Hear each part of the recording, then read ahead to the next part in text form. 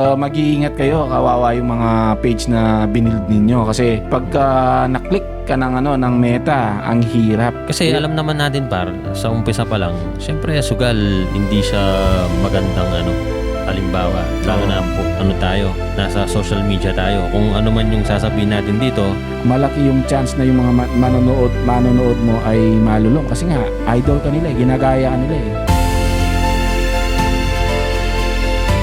At tayo nagbabalik para sa isa na namang mainit-init na usapin. Alam niyo naman dito sa Vlogero Talks, laging mainit yung pinag-uusapan laging natin. updated. Oo. Nabalitaan mo na rin siguro para nakita mo yung nakita mo yung page na Yung mga mga deleted dahil sa mga nagpo-promote ng na sugal, no? nasugala. Yan yung sinasabi namin. Yun. Di ba meron kaming podcast na sinabi ko na rin yan na isang araw tatamaan din yung mga yan. So tinataya nila yung nila. Nangyari kasi sa akin yan. Ang mas mahirap yung sa akin. Yung iba kasi nawalan ng nawalan ng page ngayon sa sa Facebook. Pero pag nangyari sa iyo yan sa YouTube at meron ka ng silver play button, mas masakit yun. Kasi yung YouTube iba yung niyan eh. Iba yung level ng monetization. Kumbaga sa YouTube kumita ka ng kunwari sa sa Facebook or Meta, kumita ka ng 100 pesos, kunwari sa YouTube 1,000 yun, times 10. Kaya Solid, no? Kaya doon ako nagsisisi bakit nag-promote pa ako ng sugal dati. So inuunti-unti na nila yung pagdi-delete. At nakita ko nga si Boy Tapang na-delete na naman eh. Na-delete yung mga sikat si Boy Tapang, si Sash na Laparan. Pero nakita ko online pa rin yung kay Sash na baka ibang page yung or kung meron man siyang ibang page. Kasi may mga backup sila pero syempre uunti-unti na nila yun. Anyway, kung plano mo talagang mag-promote na sugal at tayo mong tigilan, dapat meron kang tinatawag na branding. Na kahit ma-delete yung page mo, pag gumawa ka ulit, nakita nilang ikaw yon, magpa-follow sila sa iyo. Ako tansya ko yung nasa next in line diyan is sila Doggy, sila sino pa yung isa? Si Chooks. Oo, si Chooks, no? Yan, kasi madalas yan yung mga nagla-live. Pwede naman siguro nilang sabihin, no? Hindi ko alam kung ano yung dahilan ng pagdi-delete ng Facebook ng mga nagpo-promote, no? Posibleng yung mga hindi anong tawag doon, hindi license ng PAGCOR. At ko na nakita ko, parang nga yata yung mga hindi kasi license talaga yung mga yun eh. Kumbaga parang baka lang. posible. So kung ganun yung ginagawa ng Meta, safe yung mga nagpo-promote na license yung mga casino nila. So alam ko si Chooks license yung sa kanya eh. Ang dami kasi niyan. Hindi lang 20 yung madidelete. Sobrang dami. Dito naman sa Kapampangan, dito sa Pampanga, ang nakikita kong nagpo-promote ng mga yan sina Edmond Montemayor eh. Oo, meron yung mga yun. Oo, so mag-iingat kayo, kawawa yung mga page na binild ninyo kasi pagka na-click ka ng Meta, ang hirap ipabalik ng mga yan. Nangyari na sa akin, alam ko yung pakiramdam na ganyan na yung isang pwede mong gawing source na parang nasa abroad ka times 3. Sana, ganon. Imagine, ikaw na mag-isa tapos nasa abroad ka, yung kita mo sa abroad times 3, biglang nawala. Yun yung nangyari sa Dagdag Kita channel ko. Ang daming, aside sa mga sponsorship, yung kita dun sa ads dun, ang lakas. Ngayon, wala na. Unti-unti kong nababawi yun sa pagkikreate ko ng mga AI na video. Kaya lang medyo dahil hindi ako consistent, kasi madami akong ginagawa, hindi consistent, nagte-trade pa. Medyo bumababa yung algorithm. Kailangan talaga maging consistent sa pag-upload. Pagka lumipas ka nakikita ni algorithm na araw-araw nag-upload ka tapos biglang one day nag-stop ka. Yung sa akin, nakita naman ng iba na nag-upload ako daily tapos na-hit ko yung biglang 1.9 tapos sunod-sunod yung 200,000, 300,000, 500,000 na mga views. Then, ang nangyari, nag-stop ako. In-stop kong bigla, nasira yung algorithm. Ngayon, hirap na naman take off yung ko. Yun yung isang issue natin sa page natin niyan. Yung Vlogero. Consistency, no? Consistency. Kasi nakikita mo tumataas tapos ganun tayo eh. Yun yung problem kasi sa atin, hindi na isa buhay na kagaya mo na laging araw-araw, kung pwede lang, araw-araw na pa-podcast, ganun. Oo. At saka dati, ganun tayo eh. Nung sa Vlogero, nung kayo nila paring Kim dun sa pwesto nila, halos araw-araw. At yun nga, nung nandyan pa sina Lexus, at saka yung isa, si Victor Neri. Kenji. Si Kenji, ayan. At saka si Jerk. si Jake, consistent siya, no? Kung naririnig niya to, consistent siya nung nagtatrabaho pa siya dito. Siya pa yung nagyayaya, araw-araw. Consistent. Ngayon, wala nang time. Hindi, biro lang, Jake, kahit totoo. may ano yan, may hugot. Biro lang, oo. Pero yun nga, kailangan consistency kasi. Kailangan maging consistent tayo. Hindi pwede yung mainit ka ngayon tapos bukas malamig. Tingnan ninyo yung yung kumukulong, pakuluan mo yung tubig sa mahinang apoy. Kahit mahina yan, kukulo yan. Kukulo yan, oo. Pero kung sindi mo, todo, tapos patayin mo ulit, anong mangyayari? Hindi yan kukulo. Ano yan? Ganun lang. Siguro hanggang maligam-gam lang. Yun yung yun yung realidad. Sabi nga dun sa nung minsan natsyempohan ko, hindi naman daw importante talaga yung sobrang intelligent ka, magaling, ganun. Consistency lang talaga. Kasi tatalunin mo yung matalino sa consistency mo eh. Kumbaga, pero kang ginagawa na isang bagay, kahit na simple lang yung idea na meron ka, pero consistent mo siyang ginagawa, matutumbasan mo yung iisip siya ng sobrang solid na idea, tapos i-implement niya, tapos pagka ilang araw, ihintuan niya na naman, tapos i-implement niya ulit. Unlike sa'yo, kahit simpleng konsepto lang ng kahit anong ginagawa mo sa mga iba't ibang bagay, pero consistent ka araw-araw, mapapalagi mo daw yun. Yun yung mangyayari, makukuha mo yung goal mo. Yung kahit mabagal mo. ka sa paglalakad, at least naglalakad ka kaysa sa tatakbo ka, tapos biglang hihinto. Tatakbo ka, hihinto ka.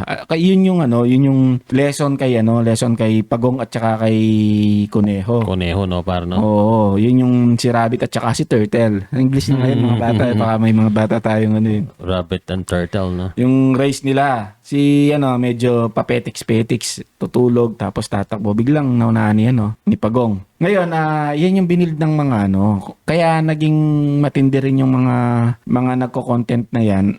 Magaganda yung nila character nila, tapos like sinasash na, talagang ipapollow yan. Tapos hindi mo magagawang basta-basta yung ginagawa ni Boy Tapang. Oo. Sino ba naman yung kakain ng ipis? Sino ba yung naman kakain ng tae pa? Oo, tae pa, kumain siya. Oo, meron yun. Nung talagang nung grabe yan, no? Nung nag-uumpisa pa lang yun, talagang sobrang daring sobrang talaga, mahirap yung ginagawa. So yun, talagang kakaiba yung ginagawa nila, tapos consistent pa yan, pina-follow nila, no? At yung iba, meron pang mga sikat na hindi ko lang alam, pero madami rin mga followers na na-delete. Yun binild mo, araw-araw consistent ka, dugot pawis mo yung nilagay mo dyan, tapos itataya mo lang sa posibilidad na ma-delete yung page mo dahil sa pagpopromote ng mga illegal activities like sugal. Alam mo yung kasunod dito, par?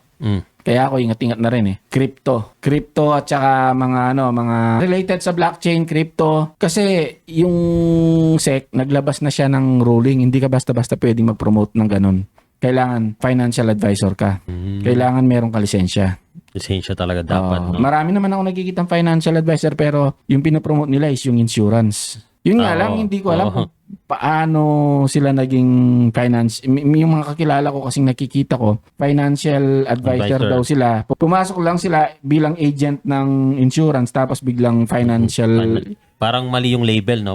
Parang mali. Kasi may license ka doon, tapos hindi naman talaga sila nagtuturo sa financial. Kasi yung mga nagtuturo sa financial, alam mo yan, ang gagaling ng mga yan Tsaka pag sinabi nilang financial advisor, dapat talagang mataas yung level ng financial literacy mo. Yung kumbaga talagang kahit balabaluktutin nila yung ikaw mismo, dapat ikaw mismo parang example ka rin Oo, tama, example hindi ka rin. naman yan basketball na kailangan magaling mong magaling. Hindi naman yan kagaya ng basketball na kailangan mong maging magaling na player para maging coach. Oo, tama, kahit nakakaintindi ka lang, pwede kang maging coach. Hindi yan kagaya na magaling ako sa financial pero yung buhay mo hindi naman nagmamanifest sa ginagawa mo pa, di ba? Kasi may nakita akong ganun pare, ginawang example yung siyempre hindi ko na lang babanggitin pero alam na niya siguro yun. Ginawang example yung basketball. Kahit daw siya ay ganun yung estado niya, para ding daw coach. Hindi mo kailangan maging magaling na basketball player para maging coach. No? Yun lang sablay yun kasi hindi siya pareho ng Hindi siya parehas ng konsepto ng Hindi siya pareho ng konsepto. Sa doktor tapos kukumpara mo sabi na lang natin na yung mga manggagamot na hindi naman doktor ganun. Oo, yung mga parang albularyo, no. Although yung mga yan, naniniwala tayo sa mga yan, walang against sa mga yun. Pero hindi mo pwedeng pagkumparahin yung dalawa kasi kumbaga magkaiba yung practices nila na na specialty nila kaya hindi mo talaga pwedeng pagkumpara. Oo, hindi pwede. Kasi yung mga ano lang yan yung mga albularyo naniniwala pa rin sa mga ano yan like nanunu ka daw, ng tawag doon, na maligno ka daw, Mga di ba? ganon. Mga nakapre ka daw, may nanliligaw na kapre sa'yo, may mga duwende. Imagine mo sa Pilipinas. Pero yung duwende, yun yung pag doon ka magtaka Sa buong mundo may mga tinatawag na mga gnome sabi, tapos mga dwarf, meron sila. Meaning yun, posible pang Although ako hindi ako naniniwala sa duwende na posible pang may nag-exist na ganun kasi lahat sa halos buong mundo meron silang paniniwala na may dwarf or may mga duwende, gnome sa Europe, gnome naman tawag no? Duwende, no? So meaning may isang bagay na nagkaisa sa paniniwala yung mundo. Pero yung kapre-kapre, yung yung tikbalang, no? Yung mga tiyanak. Yan sa Pilipinas lahat. At saka yung manananggal, grabe naman. Paano mapapatay yun naputol nga yung katawan, hindi namatay. Paano mapapatay? Oo, no? Manananggal. Mga ganun. Mga folklore, ganun. Yung tawag sa atin, folklore. Tapos, siguro panakot nung unang panahon. Panakot. Tapos, yan. Yun? Panakot talaga yun pa. Nung unang panahon ng mga kalalabas yung mga Kastila. bata, no? Panahon ng mga Kastila, ganun. So, ayun tayo. Kaya ako mismo ay dun sa, nung dumami yung views ko dun sa issue tungkol kay Yana, yung mga nagtotalk ako, nagpa-podcast ako tungkol sa mga issue, dumami yung views ko. At nung dumami yung views ko, madami yung nagme-message sa akin na kung gusto ko ba daw mag-promote ng casino. So, hindi ko tinanggap talaga kasi alam ko na yung magiging dulo nun, par. Kasi alam naman natin, par, sa umpisa pa lang, syempre sugal hindi siya magandang halimbawa, lalo na tayo, nasa social media tayo. Kung ano man yung sasabihin natin dito, kahit hindi naman tayo ganun kasikat pa, baka mayroong makapanood sa atin na talagang makaka-impluensya ka kahit pa paano. Pwede nilang gayahin kasi, kaya dapat maingat sa ganun. Kagaya nung yung paulit-ulit natin sinasabi, yung mga nagmumukbang. Yun. Na akala natin ay safe, akala natin ay okay lang. Buti na lang may mga doktor ngayon na nag-vlog at pangontra, pangontra sa mga mukbang. Dinidebunk nila yung mga ganun, sina Doc Alvin, yung isa pa, yung isang doktor na madami na mga si Doc Ong. Kaya lang kasi ako kay Doc Ong medyo pagka siya yung sinerch ko, medyo natatakot na ako. Nakikita ko mga negative May mga kumisa parang ginagamit sa AI kasi yung mga talk niya si Doc Ong Yung mga mga doktor ngayon, kagaya nung isa, nakita ko yung sa ako madalas ko ring yung sa natatakot din ako diyan sa usok na sigarilyo, pero hindi lang pala sa usok na sigarilyo dapat ang delikado. Nasa bahay namin mismo yung pag sobra-sobrang inom ng kape. Yan, no? Ako. Yan, ang dami palang niyan, parang may carcinogen din Yung kape niya ba? Yung kape, tapos yung over-exercise, yung ginagawa ko rin minsan kasi minsan sobra-sobra na rin yung pagod kong akyat babae. Yung tipong hinihingal ka na nakakapag-create pala ng solid free radicals din yan. Yun yung mga yung advantage na may mga nagba-vlog na na mga doktor. At yung vape, diyan ko rin nakita para yung solid nga daw vape pala yung epekto ng vape permanent, meaning unlike sa nicotine. sigarilyo kasi, pwede mong mahil yan pagka limbawa nagsigarilyo ka tapos anong tawag doon? Parang nag-detox, cleansing, pwede pang mahil Pero yung permanent damage daw. Sa vape par. Pagka tinamaan ka na sa vape, yung todo-todong todo-todong sakit, di na siya ma-reverse. Yun lang. Hindi na ma-repair ng katawan. Yun yung nakita natin, permanent damage daw talaga. Solid pala. Parang asbestos par. Yung asbestos, Kaya hindi na masyadong tinatangkilik yung paggamit nun kasi talaga. Harmful sa katawan. Yun napatunayan na mesothelioma. Yun. Pagka nagkaroon ka nun, wala na. Yung mga yung mga nagpo-promote sugal-sugal ngayon, Meron din ako nakitang kanta na bago, yung Cyanide, Yung ganda ng kanta nila yung solid yun, para. The Promoter, sabi niya. Tungkol sa yun tungkol sa mga nagsusugal yun, Sana marinig nila yan at ang ganda ng message niya, Sila paldo-paldo tapos yung mga nanonood sa kanila, hindi nila alam ay napapahamak na, may nagbebenta na ng mga gamit-gamit. May mga nagpapakamatay na. May nagpapakamatay na, may nag-aaway na mag-asawa, tapos may mga napapabayaan na yung mga anak nila. While sila, paldo-paldo kasi demo account lang, no? Huwag kayo huwag kayong feeling ano diyan. Alam kong demo yung account ninyo kasi galing din ako diyan. Huwag kayong feeling ano diyan, feeling talagang matindihan na matindi. tumatalpak. Tsaka ano par, no? Tingnan mo yung concept nung pagpo-promote ng sugal, ganun.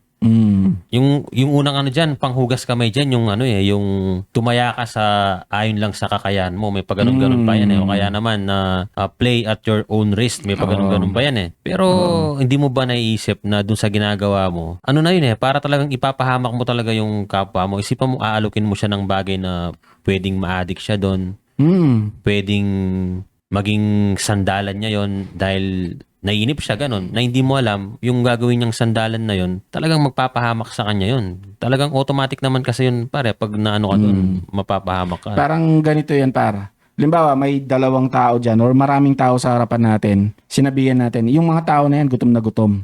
Sobrang gutom nila tapos may mga pagkain dito. Tapos yung mga pagkain dito ay kinakain natin.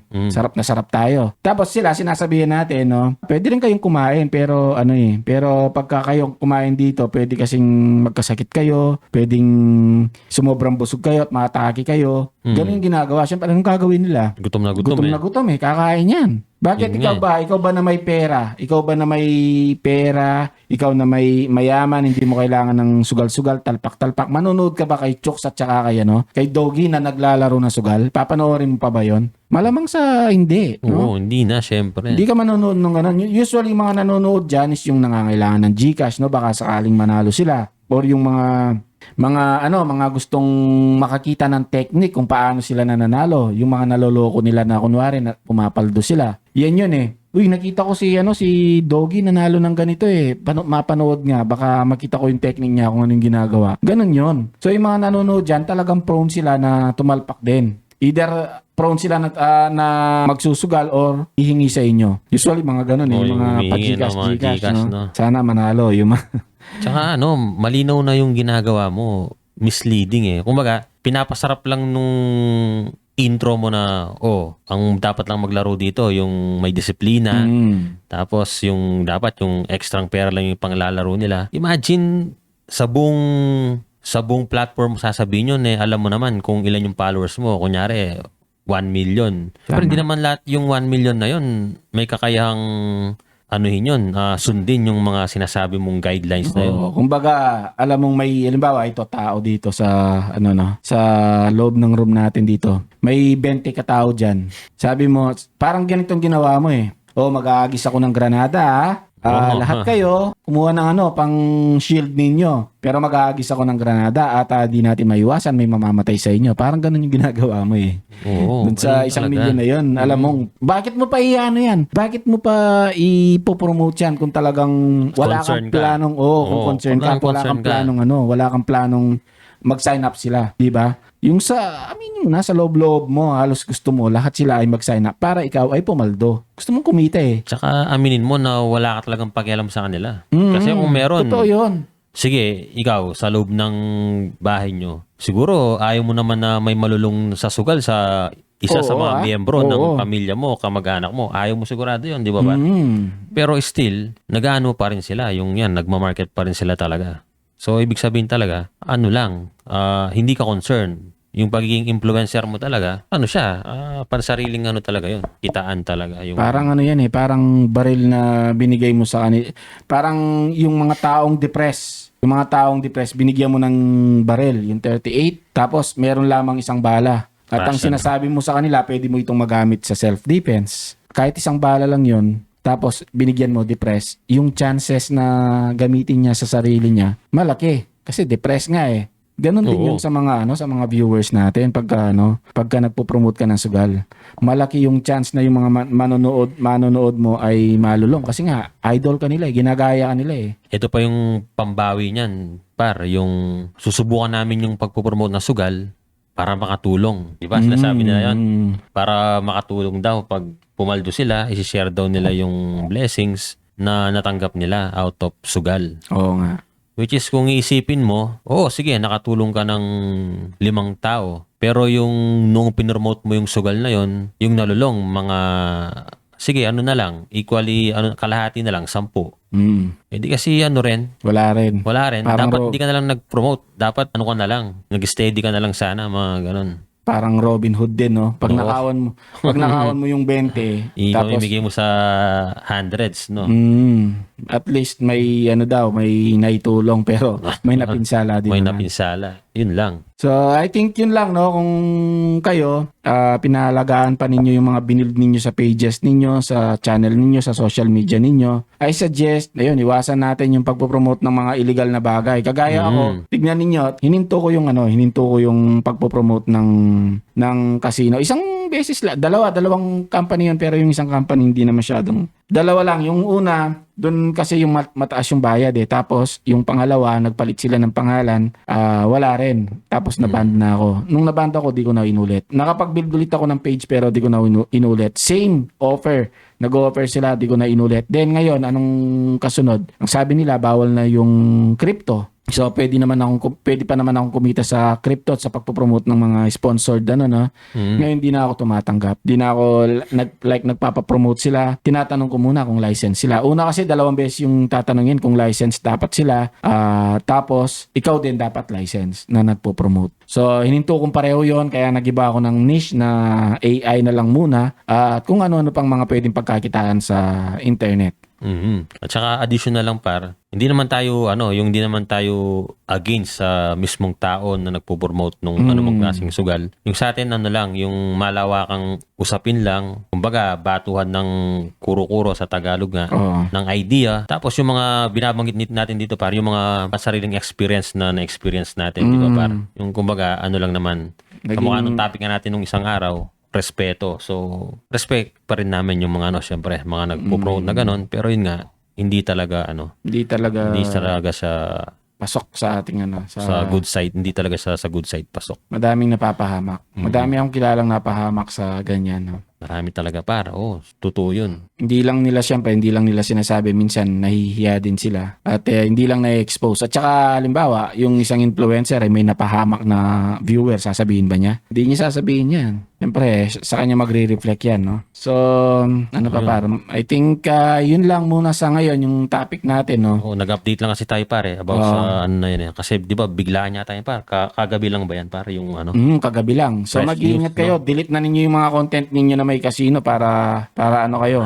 habang di pa natutukal ba? May isa-isa kayo niyan. Yun lang. Okay, so maraming salamat and Vlogero Alright. Talk. Vlogero out. Talks.